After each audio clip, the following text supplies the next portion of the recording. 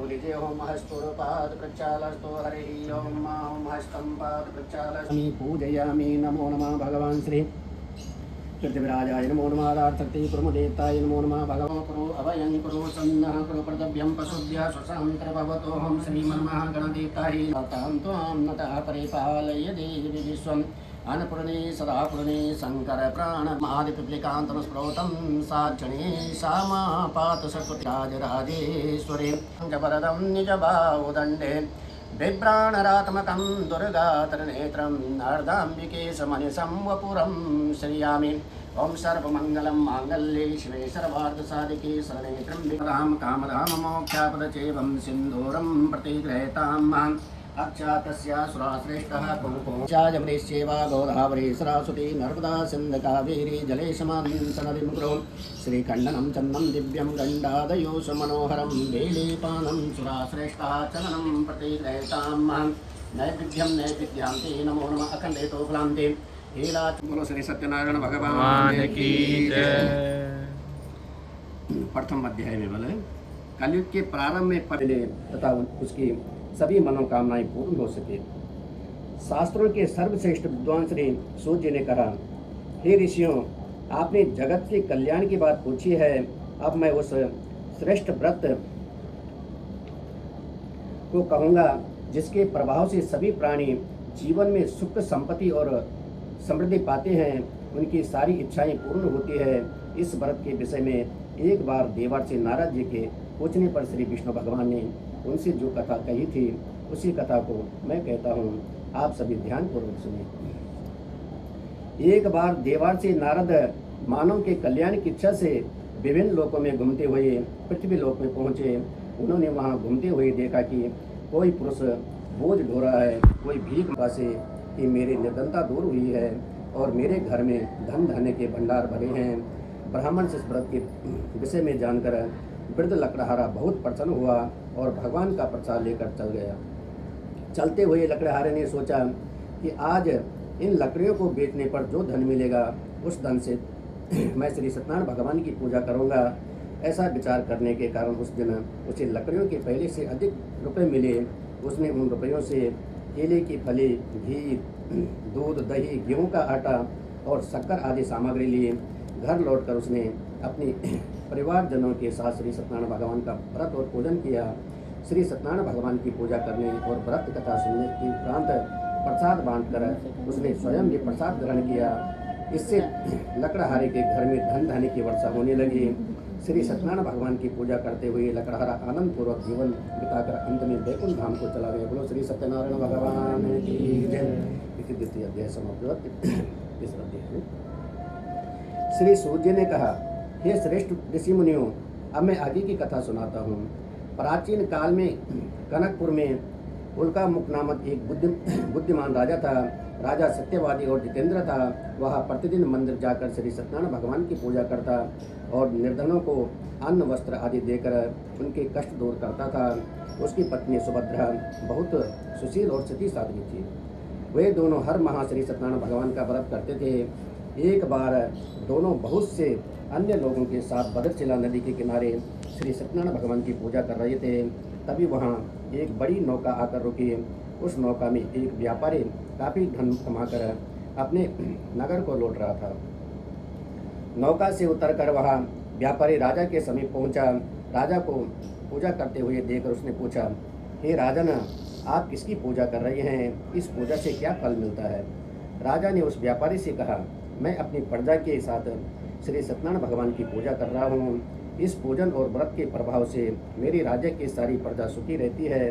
यह कथन सुनकर व्यापारी ने कहा, हे राजन, मैं भी श्री सत्यनारायण भगवान का व्रत करना चाहता हूँ, कृपया मुझे इसकी विधि बतलाइए। राजा ने व्यापारी को पूरी विधि बताई। फिर राजा ने व्रत कथा सुनकर अन्य लोगों के साथ व्यापारी को भी प्रसाद दिया और स्वयं भी ग्रहण किया। व्यापारी फिर अपने नगर को लौट गया। व्यापारी ने घर पहुंचकर को प्रसाद दिया तो उसने उनको छोटे लोग समझकर वह प्रसाद ग्रहण नहीं किया और घोड़े पर सवार होकर अपने नगर को चला गया। महल के पास पहुंचते ही राजा बुरी तरह चौंक गया। महल में आग लग गई थी। जल्द ही पूरा महल जलकर राख हो गया था और उसकी पत्नी पुत्री आदि भी जल गए थे। तब राज ज्योतिषी ने राजा से कहा, महाराज, आपसे अवश्य ही कोई भूल हुई है। अगर आप उस भूल का प्रायश्चित कर देंगे तो सब कुछ पहले की तरह हो जाएगा।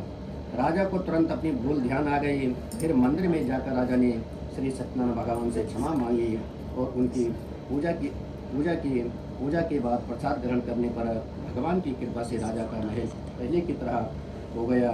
महल में रानी, पुत्र, पुत्री आदि भी सकुशल मिल गए। फिर राजा दीर्घ काल तक श्री सत्यनारायण भगवान की पूजा करता रहा। जीवन के सभी सुखों को भोकर अंत में राजा तुंगभद्र वैकुंठ धाम को गया। इस प्रकार पूजन करता है, उसके सारे दुख व चिंताएं दूर हो जाती है। उसके घर में धन धान्य के भंडार भरे रहते हैं और उसकी सारी मनोकामनाएं पूर्ण होती है। अंत में मनुष्य सीधे वैकुंठ धाम को जाता है। श्री सूत जी ने कहा, कुछ क्षण रुककर कहा, हे श्रेष्ठ मुनियों, पूर्व जन्म में जिन लोगों ने श्री सत्यनारायण भगवान का व्रत किया उन्हें अगले जन्म में भी सुख मिले। वृद्धा सदानंद ब्राह्मण ने अगले जन्म में सुदामा के रूप में भगवान की पूजा करते हुए अंत में मोक्ष पाया और वैकुंठ धाम को चला गया। उस लकड़हारे ने अगले जन्म में शिवपुरी का राजा बनकर अंत में मोक्ष प्राप्त किया। उनका मुख नामक राजा अगले जन्म में राजा दशरथ हुए और मोक्ष प्राप्त किया। उस व्यापारी ने मोरध्वज के रूप में अगला जन्म लिया और अपने पुत्र को आरे से चीरकर वैकुंठ धाम को गया।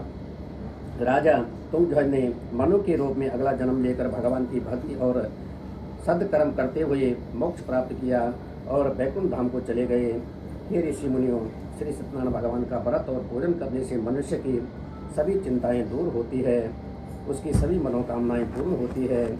घर में धन धान्य के भंडार सदा भरे रहते हैं। नारायण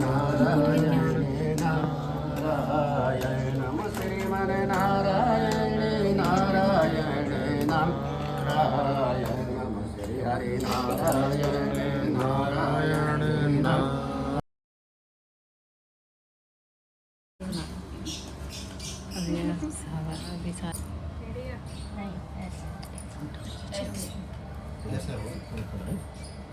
मैंने न्यायत्री का बताया ना, फोटो खींचने का वीडियो बनाया। ओम गणाधिपं नमस्कृतं पितामह स्वाहा वसिष्ठं मुनि सर्वं विश्वामित्रं च गौरवं व्यासं मुनि नमस्कृतं सर्वशास्त्र विशारदं स्वाहा स्वाहा विद्याधिकाय मोनाय आचार्यस्तपूर्णं ता सर्वं प्रार्थ्यं निर्दर्शनं करो सदा स्वाहा। ओम पूर्वे रक्षन्तु गोविन्द आद्यं गरुडाध्वजाय महारसन्तपालः नाट्याय ततं स्वाहा स्वाहा संघासं कास्वयं मासुर्यं तामूरि सर्वपावनं प्रार्थोस्मै दिवाकरं स्वाहा। स्वाहा ओम गणानन्द्वा गणपति गंगवामहे प्रियानन्द्वा प्रियपति रोगजानं द्वारशेतान् नामानि प्रतिचनुयादपि स्वाहा। आरम्भे विवाहे च प्रवेशेन्द्रगमेता संग्रामे स्वाहा ओम सोमाय स्वाहा स्वाहा ओम सोमाय नमः ओम भुवा स्वाहा स्वाहा ओम वायाय नमः ओम विष्णवे स्वाहा स्वाहा ओम विष्णवे नमः ओम संभावे। थोड़ी थोड़ी ले लो। नारायण स्वामी नारायण स्वामी जन्मपातक हरण। ओम जय लक्ष्मी रमणा चकित सिंह अद्भुत छवि राधे।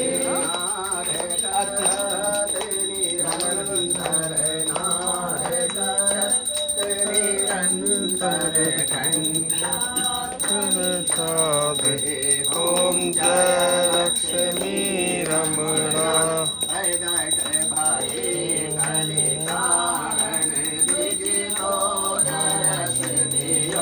स्वामी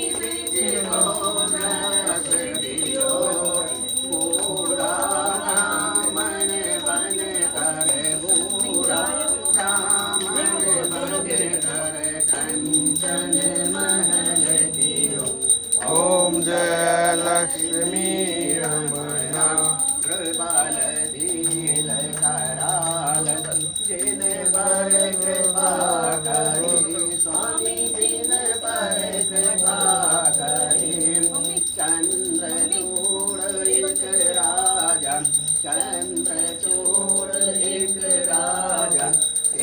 के विपति हरि ओम जय लक्ष्मी रमणा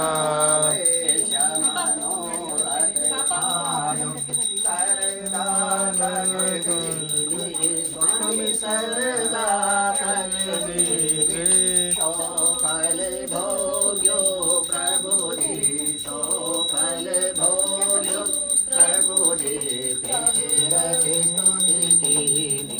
ओम जय लक्ष्मी रमणा